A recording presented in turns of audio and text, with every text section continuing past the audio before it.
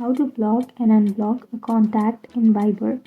So if you want to block someone or if you want to unblock someone on Viber, then first of all you need to open up your Viber application.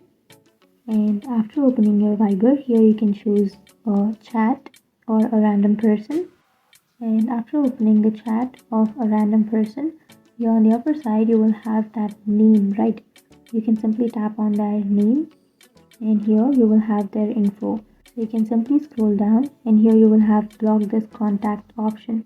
Simply tap on block this contact and now you have blocked this person. So if you want to again unblock that person, then you can have unblock option here on the upper right side. You can simply tap on that unblock, or you can also tap on the person's name again and then scroll down and here you will have unblock this contact. Tap on unblock this contact and that's it. That's how you block or that's how you unblock someone on Viber. And if you have any questions, feel free to comment below. Thanks for watching.